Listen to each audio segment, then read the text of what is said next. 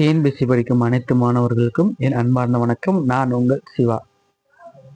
போன வீடியோவில் அரசியலமைப்பில் முதல் பாடத்தில் உள்ள முக்கியமான பாக்ஸ்க்கெல்லாம் பார்த்தோம். இப்போ ரெண்டாவது பாடத்தில் உள்ள பாக்ஸ் கொஸ்டின்லாம் பார்க்க போகிறோம். அதில் இது தமிழகத்தில் நாடாளுமன்றத்திற்கு தேர்ந்தெடுக்கப்படும் உறுப்பினர்கள் எத்தனை கேட்டிருக்காங்க. மக்களவையில் 39 உறுப்பினர்கள், மாநிலங்களவையில் 18 உறுப்பினர்கள்.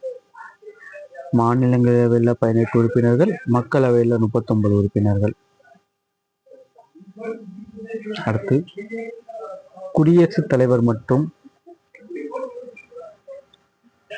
துணை குடியரசுத் தலைவர் பதவிகள் ஒரே சமயத்தில் காலியாக இருக்கும் பட்சத்தில் குடியரசுத் தலைவரும் இல்லை, துணை குடியரசுத் தலைவரும் இல்லை, அந்த நேரத்தில் உச்ச நீதிமன்றத்தோட தலைமை நீதிபதி குடியரசுத் தலைவரின் பணிகளை செயலாற்றுவார். இது அரசியலமைப்பில் மிக முக்கியமான ஒன்று. நம்ம இந்தியாவில் குடியரசுத் தலைவரும் இல்லை, துணை குடியரசுத் தலைவரும் காலியாக இருக்கும் பட்சத்தில் உச்ச நீதிமன்றத்தில் தலைமை நீதிபதி தான் குடியரசுத் தலைவர் அன்னைக்கு பதவியேற்பார். 1969ஆம் ஆண்டு இத்தகைய ஒரு நிகழ்வின் போது உச்ச நீதிமன்றம் தலைமை நீதிபதி இதைத்துல்லா என்ற குடியரசுத் தலைவராக நியமித்தார். எந்த ஆண்டு? 1969. இது ரொம்ப முக்கியமான ஆண்டு. இதை நோட் பண்ணி வச்சுக்கோங்க. அடுத்து நாடாளுமன்ற கூட்டத்தொடர் எப்போ நடக்கும் அப்படின்னா, நிதிநிலை அறிக்கை கூட்டத்தொடர் பிப்ரவரி டு மே மாதம். பருவமழை இருக்குல்ல, அதுக்கான கூட்டத்தொடர் ஜூலை டு செப்டம்பர். குளிர்கால கூட்டத்தொடர் நவம்பர் டு டிசம்பர். ஞாபகம் வச்சுக்கோங்க. நிதிநிலை அறிக்கை கூட்டத்தொடர் பிப்ரவரி முதல் மே மாதம் வரை. மழைப்பருவ கால கூட்டத்தொடர் ஜூலை முதல் செப்டம்பர் வரை. குளிர்கால கூட்டத்தொடர் நவம்பர் முதல் டிசம்பர் வரை நடக்கும். அடுத்து கேரளா மற்றும் பஞ்சாப் மாநிலங்களில் அதிகபட்சமாக 9 முறை குடியரசுத் தலைவர் ஆட்சி நடந்திருக்கு, கேரளாவில் மட்டும். சரிங்களா? அடுத்து நிதி மசோதா பற்றி கேட்டிருக்காங்க. நிதி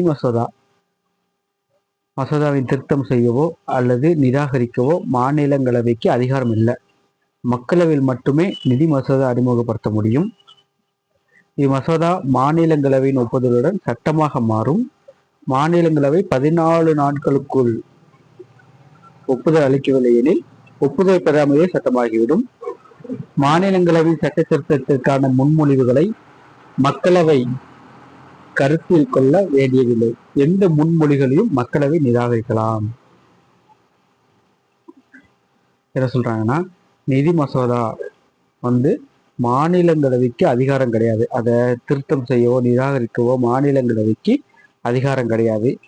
மக்களவை மட்டுமே அதை நம்ம அறிமுகப்படுத்த முடியும். அந்த மாநிலங்களவை ஒப்புதலும் சட்டம் மசோதா மாநில ஒப்புதலும் சட்டமாக மாறும். மாநிலங்களவை 14 நாட்களுக்குள் ஒப்புதல் அளிக்கவில்லை எனில் ஒப்புதல் பெறாமலே சட்டமாகிவிடும். மாநிலங்களவை சட்ட திருத்தத்திற்கான முன்மொழிவுகளை மக்களவை கருத்தில் கொள்ள வேண்டியதில்லை. எந்த முன்மொழிகளும் மக்களவை நிராகரிக்கலாம் அப்படின்னு சொல்லியிருக்காங்க நிதி மசோதால.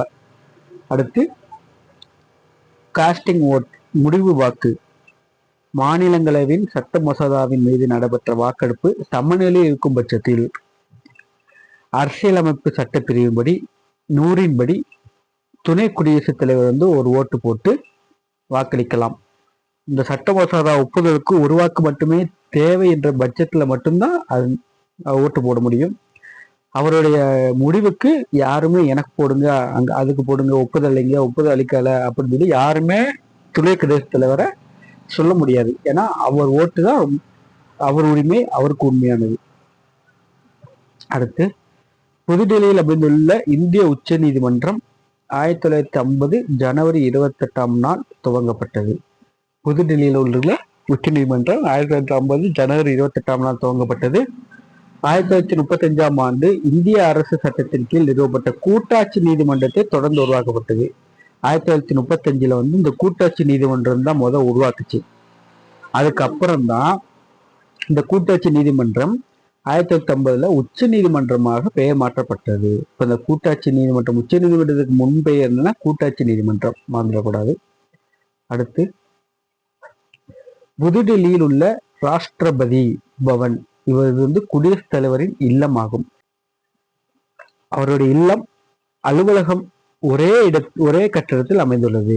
இதுல அவரு கட்டடமாக, அவர் வந்து ஆபீஸா இருக்கட்டும், அவருடைய இல்லமாகட்டும் ஒரே கட்டடம் தானா. இருந்த போதிலும் அவருக்கு இருப்பிடத்துடன் கூடிய அலுவலகங்கள் மேலும் 2 இடங்களில் உள்ளன. அங்கு வருடத்துக்கு ஒரு முறை சென்று தன்னுடைய அலுவலக பணிகளை மேற்கொள்கிறார். எங்க இருக்கு